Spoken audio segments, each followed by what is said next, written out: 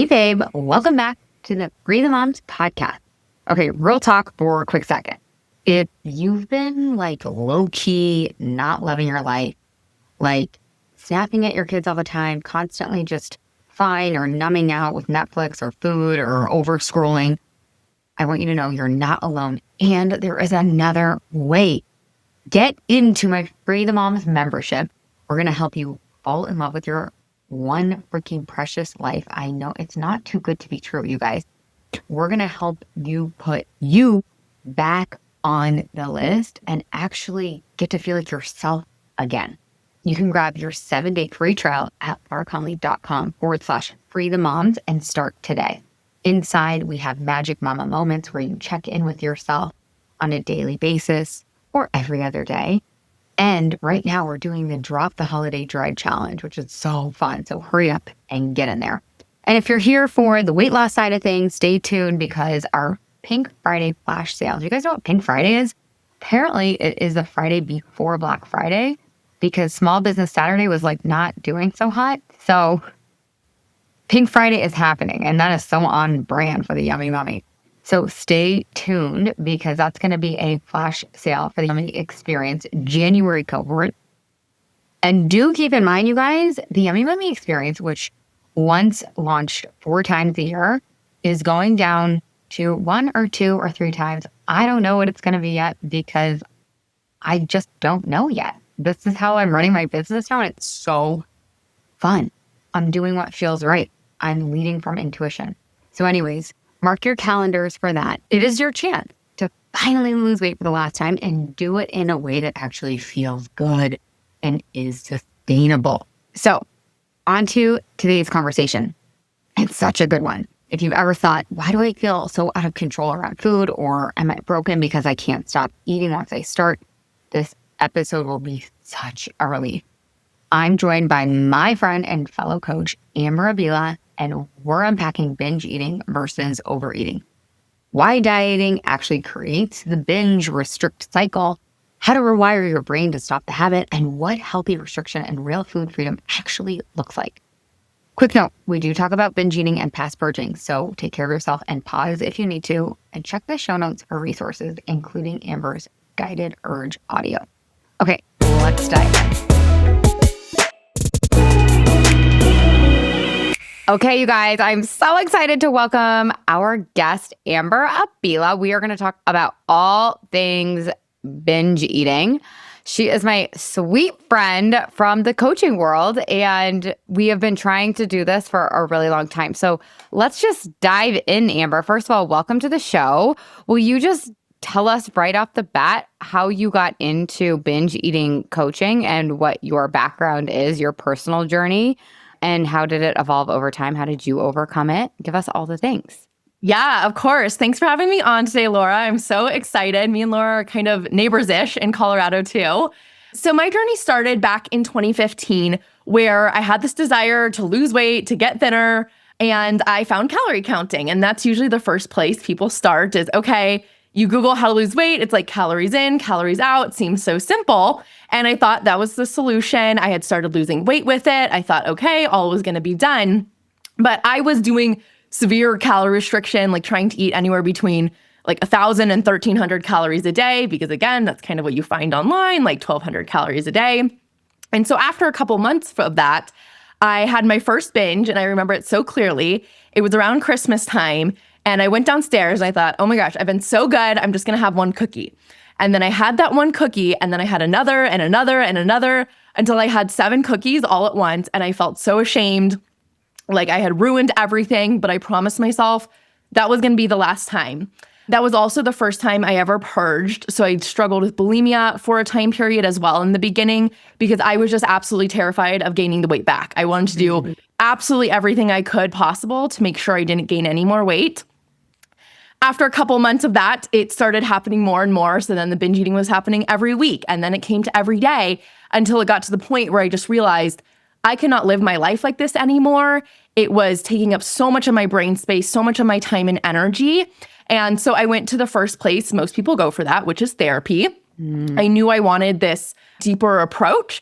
And therapy is helpful for so many things in life. This is not me dissing therapy, But for me, therapy tends to be very past focused. And so I kept feeling like we were trying to search for this underlying deep trauma that just like we never found.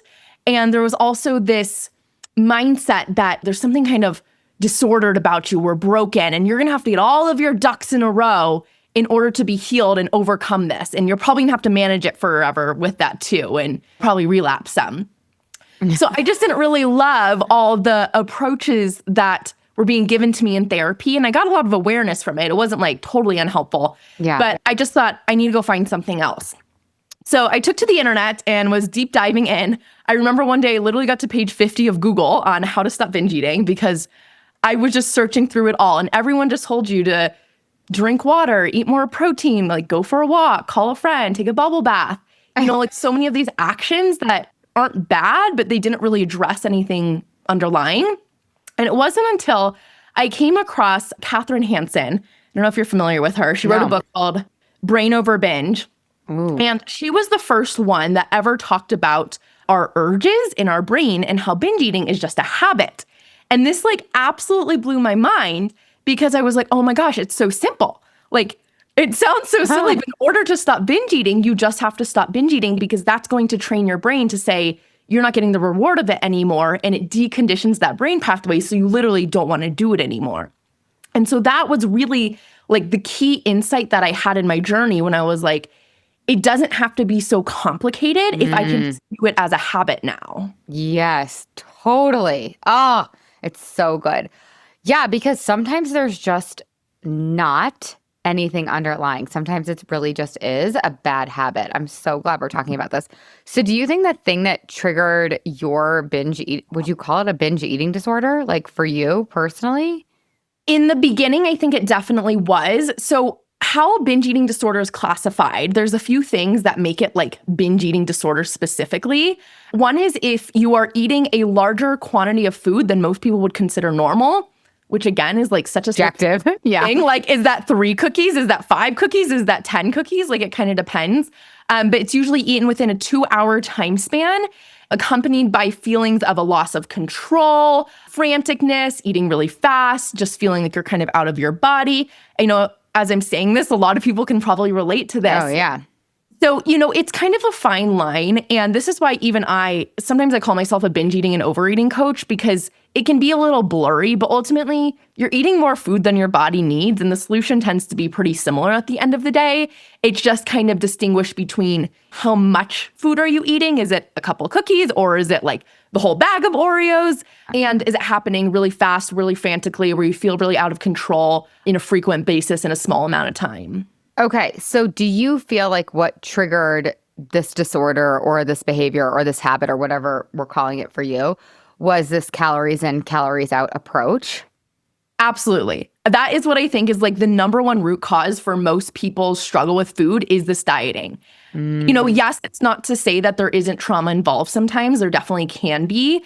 But for a lot of people, it stems from this period of calorie restriction or these crazy diets that we've done. And that to our survival brain triggers the survival instinct to say, oh my gosh, food must be disappearing off the face of the planet Earth. So let's eat as much as we can right now because your brain doesn't know it's a juice cleanse and you're just trying to be healthy. Yeah. All it knows is, hey, I'm getting in 700 calories a day and that's not enough for my body. And I'm trying to help you survive here. So here's like the strongest urges you can ever imagine to want to eat half the cabinet. It's not because something's wrong with you or broken. That's actually a sign that your brain is very healthy and trying to help you stay alive. Yeah. And so for most people, that's where it stems from. And we're not really aware that diets do that to us. And then it leads to this like horrible cycle of food down the line that would have probably never started had we just like continued our normal eating habits that we had when we were kids. Totally. Yes. I'm always talking about this. Like the over restriction leads to an over desire, which is totally normal. And then that leads to an overeat or a binge. And like it just continues on and on and on. A lot of times with a lot of overthinking and over spiraling and all kinds of shame. Oh, okay. So, man, that is so effed. Okay, so you just talked a little bit about binge eating and overeating. What is your definition between the two? Or do you kind of just like lump them into one thing? I kind of lump them into one thing. I do think that when your binge eating is even extra important to look at the restriction aspect. And for a lot of people, we're told like, don't restrict. And there's the physical restriction of you're not getting enough food in throughout the day. But there can also be this mental restriction that I see happening a lot of times with people where they might be eating enough, but if the whole time in your head, you're telling yourself something like, oh my gosh, I'm being so bad, I'm gonna be good tomorrow, diet will start then, and I'll finally lose the weight. Like that is going to make you feel like you need it all right now. Yeah. And that's going to create this scarcity mindset where you're wanting to like hoard all the food and eat it now. So there can be an aspect of mental restriction that I think is important to look out for. And that's really what's coming from your thoughts. Yeah. And that was what was kind of in the second part of my journey is, even though I realized it was a habit, that was only part of the battle. It was like that really helps me understand these strong urges I was getting. And that's definitely a huge component that I help people with today. But there was also this big question in my mind of like, well, how do I eat? I always want to eat like the normal eaters. These people in my life that I could see that just had like 2 cookies or 2 bites of a cookie, not even 2 cookies, 2 bites of a cookie. And then they totally forget about it and just go on with their day. And I'm like, how the hell are you doing that? Like, what are you just forgetting about a cookie? Like, how could you do that? Oh my God, me too. I would get so mad at my friends. I'd be like, what do you mean you forgot to eat lunch? Like, are you a psycho? Like, I would never have in the past forgotten to eat lunch or like left a half of a cookie. Never. Yeah. And so that's when I really started to find this thought work aspect where I started to look at how our thoughts caused our feelings and led to our actions. And that was kind of the second part of my journey that helped me understand all the obsessive thoughts that I have around food. They're making me feel obsessed. Yeah. And it sounds so simple, but if you start to look at throughout your day, this little thoughts that you're telling yourself around food, and this is another thing that came up where in the eating disorder world, it's like, I guess just like in the eating world in general, it's like, oh, you're doing this to cope. You're trying to cope with your life. And then I felt it feels hard to let go of then. It's like, well, I don't let go of my coping mechanism. Like, I need this. Like, this is helping me cope with my life. But, while that may or may not be true to a certain degree, that sometimes it does give you a little hit of pleasure and distract you from the hard things in life, when we tell ourselves that story, it makes it so much harder to let go of because then we're viewing these habits in a positive light. So I'm like, but binge eating is like serving me in this really positive way where like I need it to distract me. And so a big story I had to shift was that binge eating was fun or binge eating was enjoyable or that binge eating gave me pleasure. And I really had to start showing my brain that there is nothing fun and exciting about this. That even in the moments that we first start eating that we feel like, it's yummy and pleasurable, even that's not very fun because I was always so filled with guilt, so filled with shame. I was eating it so quickly, like barely hit my taste buds before it was in my stomach, that like even those first few moments weren't enjoyable.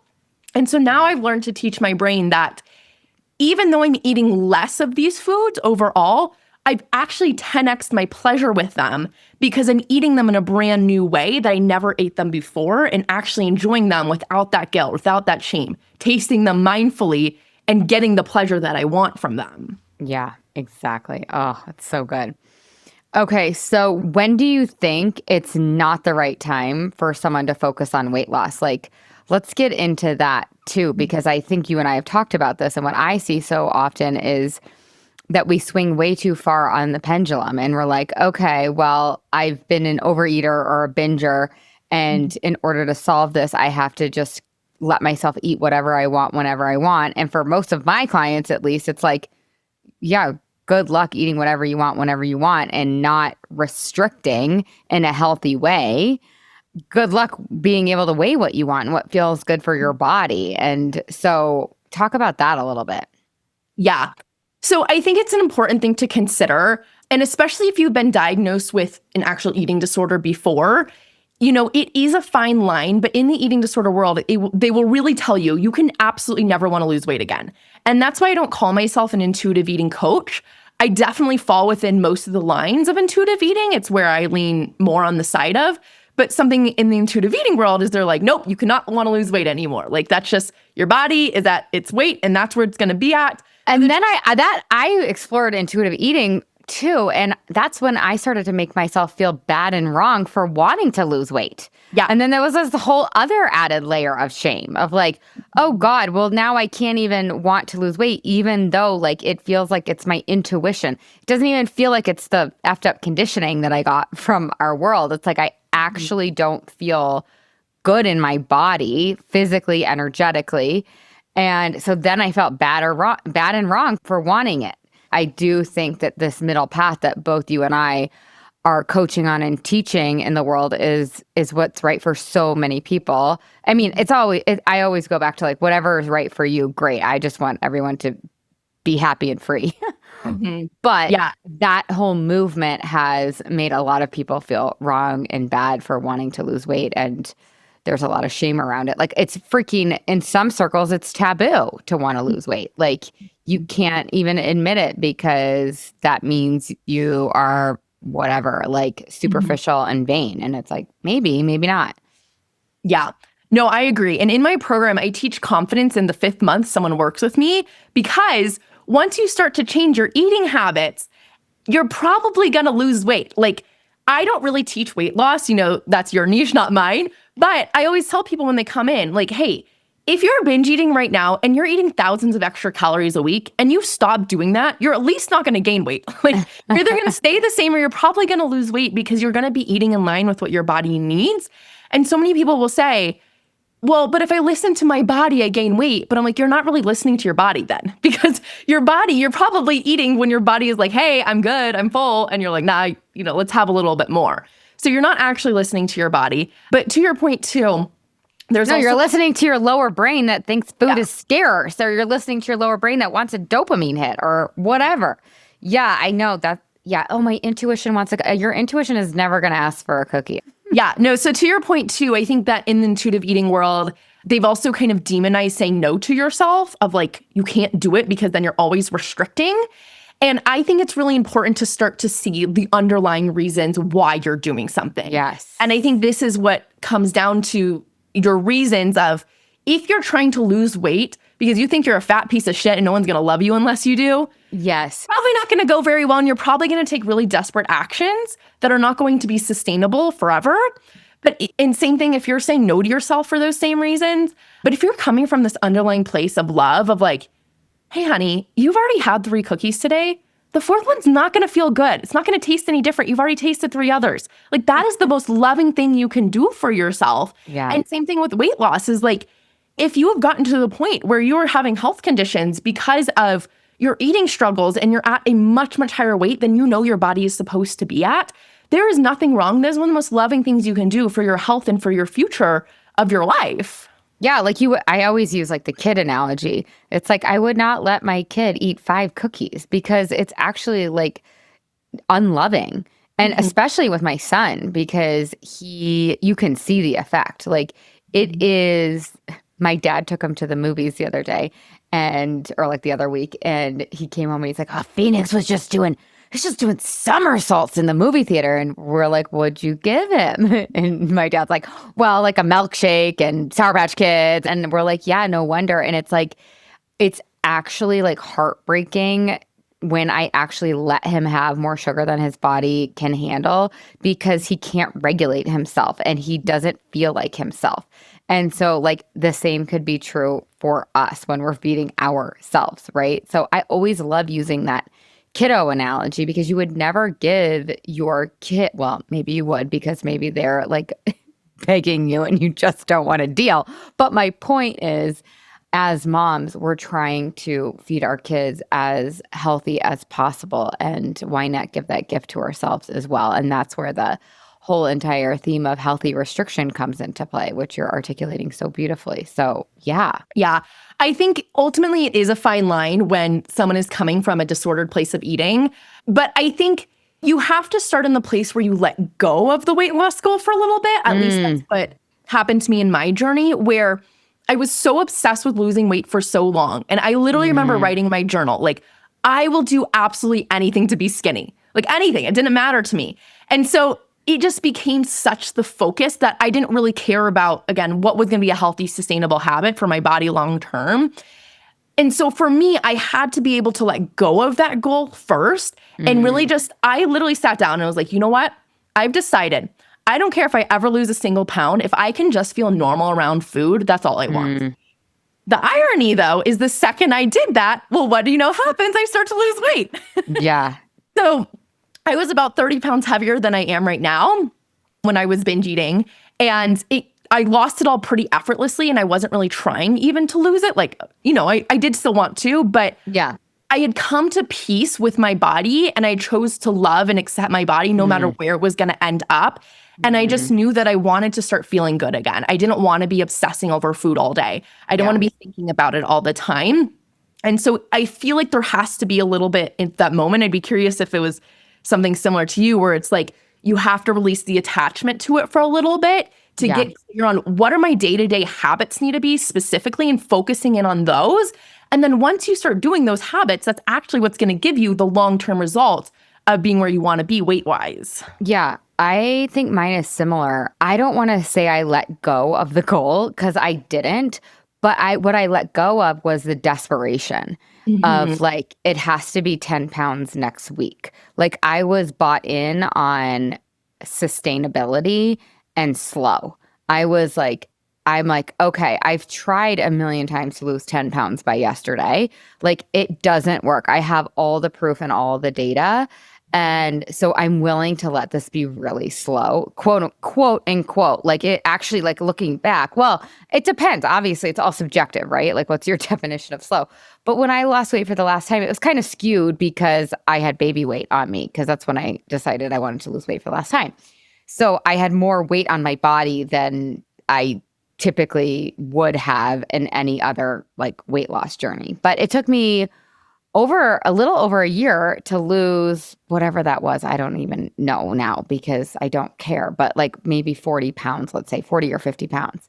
I actually gained kind of a lot of weight, and again, a lot. That's totally subjective. But like, this is totally a tangent, but in a lot of the like Western medical practices, they always are recommending like 20 to 35 pounds or whatever for a weight gain for pregnancy. And I gained like 50, 60 pounds with both my pregnancies. Felt so much shame about it. I wasn't even overeating really maybe a little bit. But anyways, my point was, I knew I also had my daughter at that point. And so I knew I wanted to do 3 things. I wanted to lose weight, but in a healthy way. I didn't want to starve myself, because that's what I had done in the past. It was either like a green juice cleanse or 800 calories Monday through Thursday, and then maybe go a little crazy, go up to 1,200 on Friday, Saturday, and Sunday, which I never actually did because I was over restricting and then going crazy on the weekends. But so I knew I wanted to lose a baby weight. That was number 1, but I was willing to do it slowly, quote unquote. I did want to heal my relationship with my body. I wanted to love my body no matter what. And I wanted to have a healthy relationship around food. I wanted to be present with my family when I was eating and not calculating how many calories I was eating and how I was going to get a second workout in the next day because, whoops, I just overate the rolls. So it was like threefold for me. So inside my program, they're all kind of woven in, right? And so I don't think there's one right way to do it, but yeah, no, I did not. I didn't fully release the goal, but I did. I think it's actually really similar. I released that desperation and that attachment, and I really just accepted. And actually, if you looked at my diet brain from 10 years ago, my diet brain probably wouldn't think where I am right now is like good enough. But I'm so content and happy in my body where I am right now.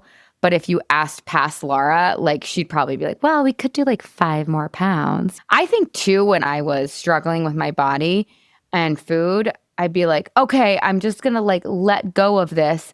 But then I would get too hedonistic. I would still overeat and then not feel good. So yeah, our paths were just a little different, but also very similar. Mm-hmm.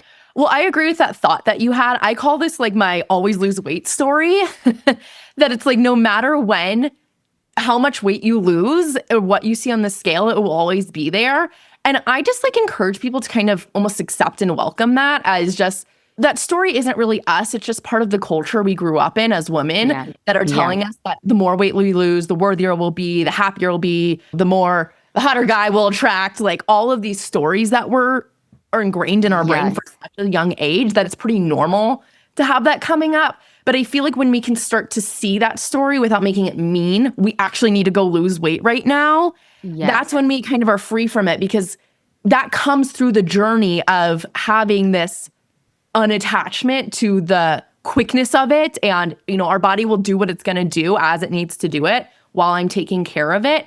But then once we have that separation from it, knowing that, unfortunately, again, because of our world, we're probably still going to have that story. And so it's really important to change your relationship to that story and not panic every time it comes up of like, hey, Amber, are you sure you don't want to try to lose another 5 pounds right now? Like, you might be able to get that shirt you saw at the store the other day, whatever it is. It just kind of be like, okay, I see that story and I'm not going to make it mean anything. I know what I'm doing, what's healthy for my body now. Yeah. Oh, that's so good. And I think that's what gets into like where it becomes disordered or not versus healthy, is if you start listening to that thought, then it becomes like everything else goes away to pursue the goal of weight loss. Like, it doesn't matter what you have to do to get there. And that's just not the healthy balance of life that we want to have. Yeah. Agreed. That's so well said. So what would you say is like the first step if somebody's noticing that they're in this binging, restricting cycle, they notice they're overeating? What would you say is the first step to interrupting that loop? So especially with binge eating, it is a lot more predictable than you might think. And I say there's the two worst things we can do when we get an urge is, one, be surprised, and two, get upset. It amazes me. People will be binge eating for Oh my God. and they're like, I don't even know when I want to binge. I'm like, it's happened every single day at 8 p.m. for the last 5 years. Like, what do you mean?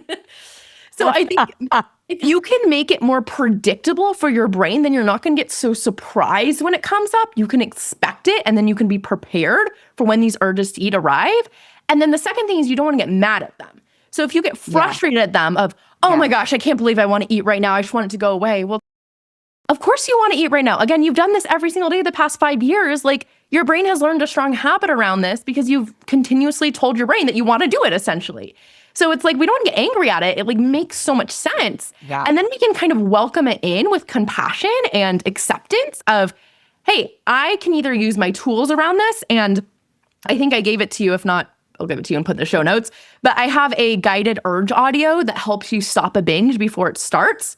And in this audio, I walk people through a visualization to basically, one, give you some reminders about what urges are and that they're not going to hurt you, that they're powerless, they can't make you act, they don't have control over your physical body.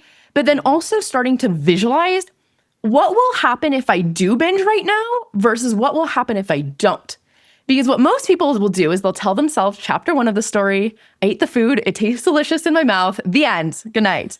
Exactly. That is not the whole story. We got to tell ourselves chapters 2 through 10 when we're surrounded by the raptors, our belly is full, we're feeling bloated, oh no, I did it again. Like, that's what we need to remind ourselves of. And we can use visualization as a tool to essentially show our brain the future of what will happen ahead of time. Yeah. And say, brain, like, this is the reality. And then the flip side, if I sit with this urge right now and I breathe through it and I tell myself I'm safe to feel this, and I get through it and I go to bed feeling really proud of myself and I'm celebrating and I'm saying, go me, then my brain literally rewires its pathways and makes it so I don't want to binge tomorrow night because it's learned that this isn't something we want to do anymore.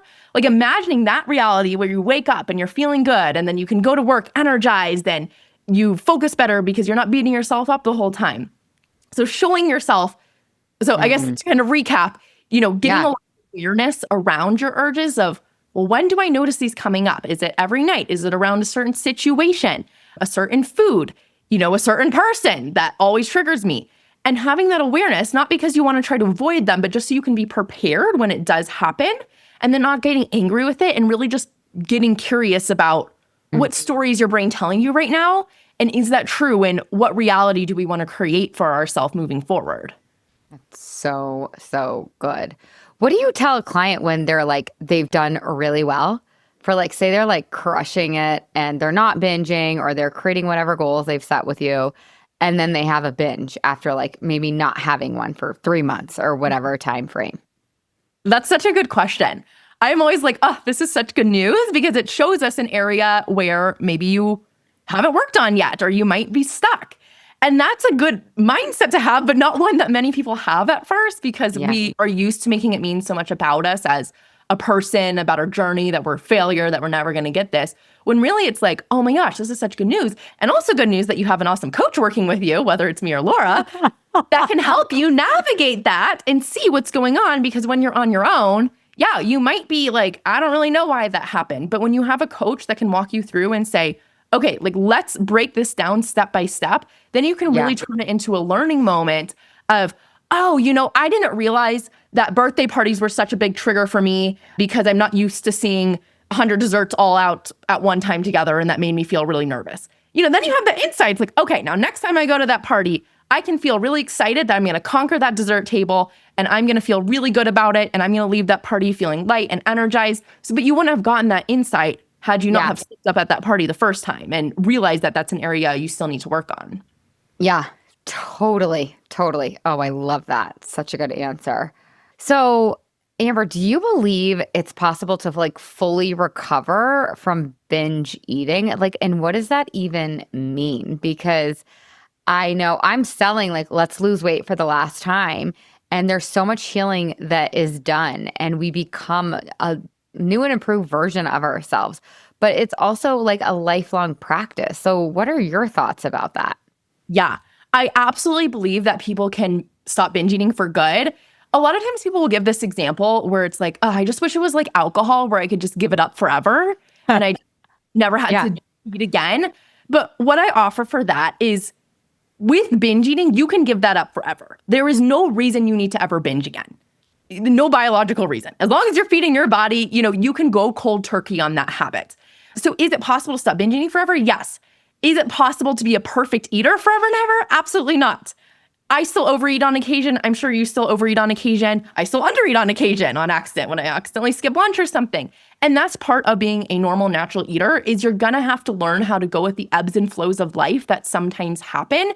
But there's nothing wrong with that. And you can still weigh what you want. You can still be the type of eater you want, even having these imperfections. And I think a lot of people have a hard time letting go of that idea that we're going to be this perfect eater at the end. You can reach all of your goals, but that doesn't mean that you're never going to occasionally have a slip up. But they stop becoming slip ups. It just, again, comes the ebb and flow of life that happens. Yes. Yeah. Yeah. It's breaking up with this perfectionistic thinking that so many of us have inherited from our culture and different socialization and whatever. Oh, that's so good. Another question that sometimes comes up for me around that with clients is they'll ask me if I still get urges to binge. Oh. And to that I say, I still get desire for food, but it doesn't feel like a strong urge anymore. Where before, when I was in the deep, dark depths of a binge eating session, it was like a ghost had taken over my body and I was just out of it. It was so strong. I felt like I had no control.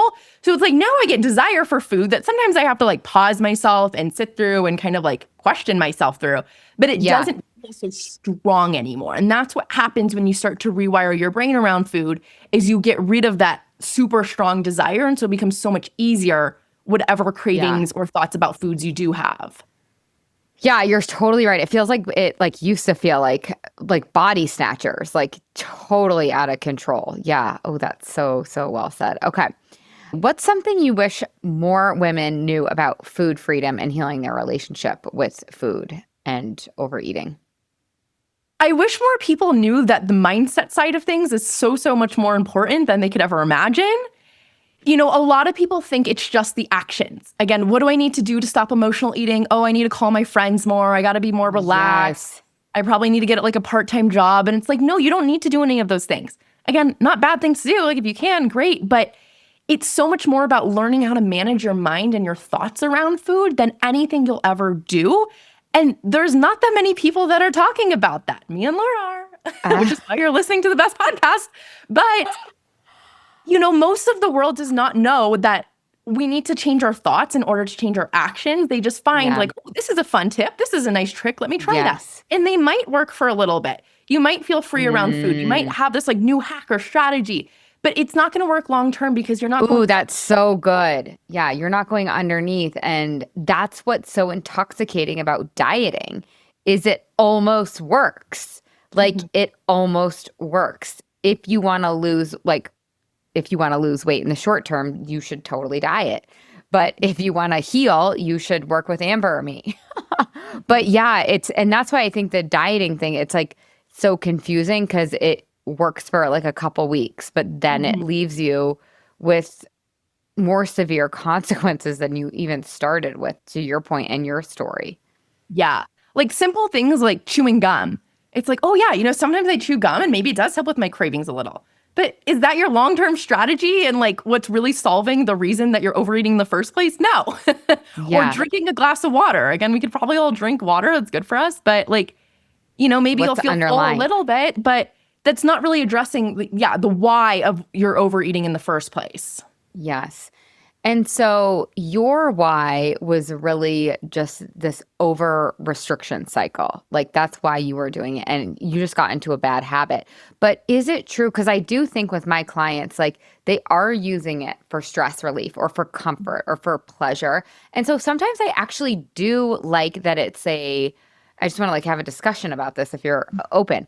Sometimes I do like emotional eating because it's an invitation into like, what do I need that I'm actually not getting from food and how can I fill that need?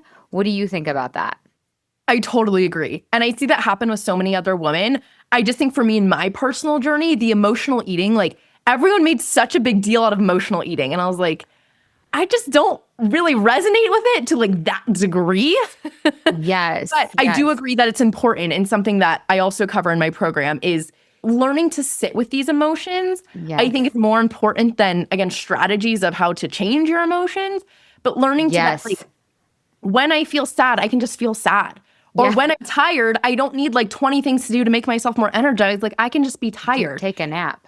Yeah, Because yeah, that's when we go to food is like, well, I just like need something to make me feel energized. Like maybe a snack will help. And it's like, well, what if we just allowed ourselves to be tired for a second? Then maybe we wouldn't want to be going to food so much. So I think it's this allowing of the emotions that's really hmm, important too, so that we don't need to like change our emotional state all the time. exactly.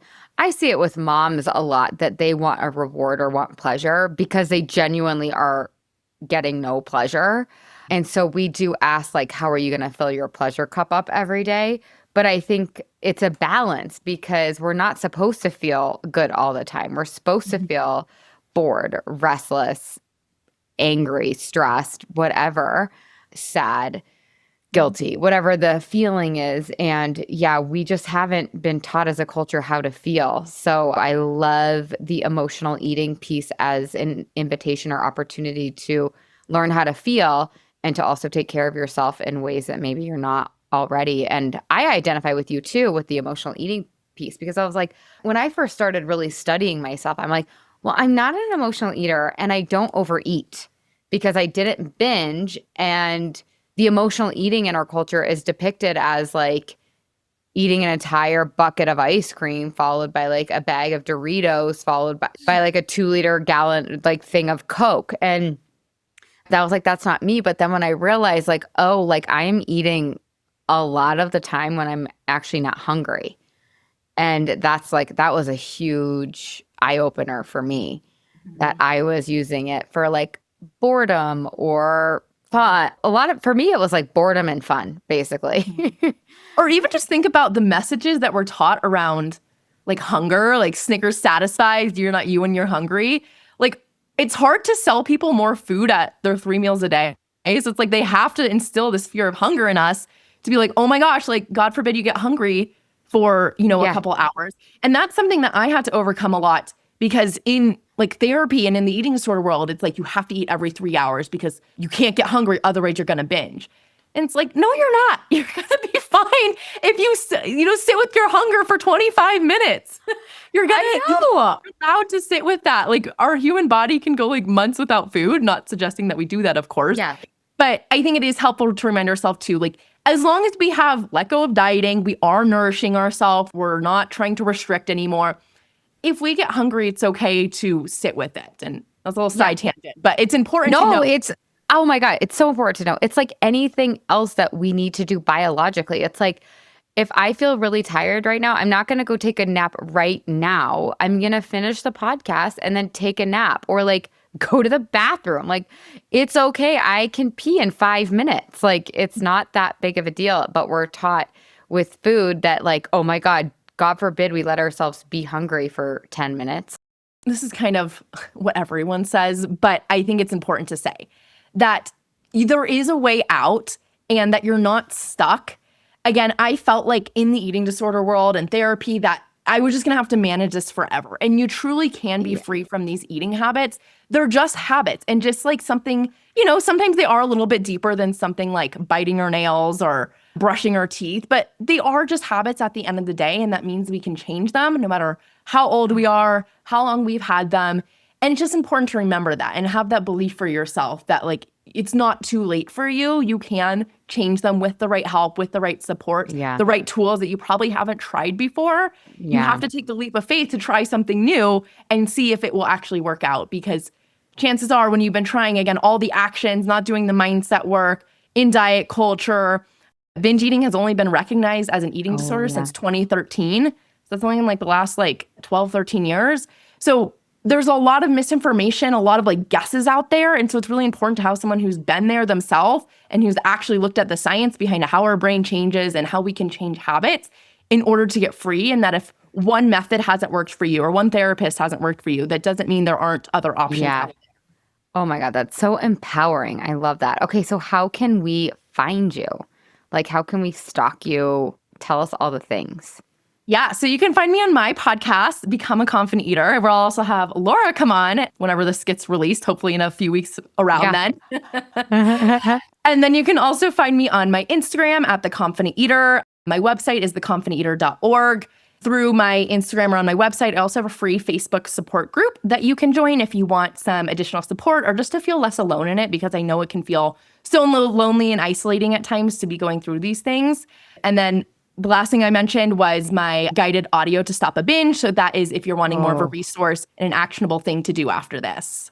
Oh, that's so good. Oh my God, Amber, this was so juicy. I could talk about this all day long.